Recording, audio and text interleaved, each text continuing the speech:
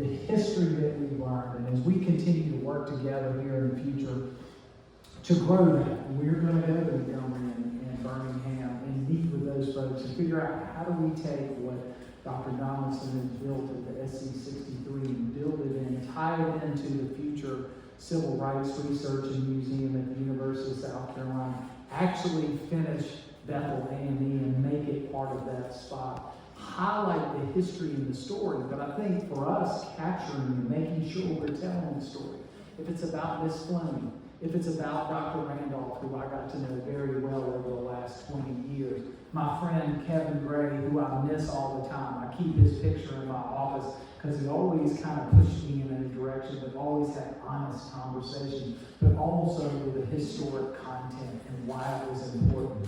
That's when you go to the Railroad Barbecue and you sit in there. I spend more time looking at the walls because we have a connection because we grew up in Spartanburg. But that is a museum. My biggest fear is that a fire ever happens there because we'll never be able to replace what Kevin had assembled in there. Kay Patterson, who was always a great advocate for our community, but someone who took time to sit down with everybody from all across our city, including myself, sharing ideas and history and what was important, but also gave you gentle hints and you know how he was. He would say, well, get on with it, boy. It's time to move on. Let's get going.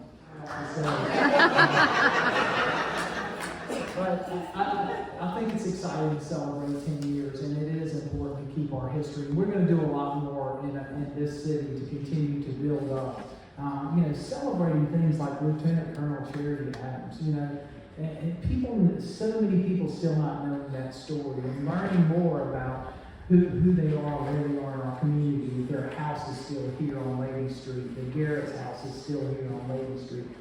All these important families as we celebrate. So I hope we can work together in the future, collaborations to continue to grow, keep and preserve this history. But as we say all the time at the city, it's time to tell our story. It is time to tell people who we are and what we believe. And I think we are such an incredible community. And we are going to be the #1 city in South Carolina, not by population, but by quality of life, about preserving our history and being a community that engages together. So let's keep the collaboration going. And thank you for this opportunity.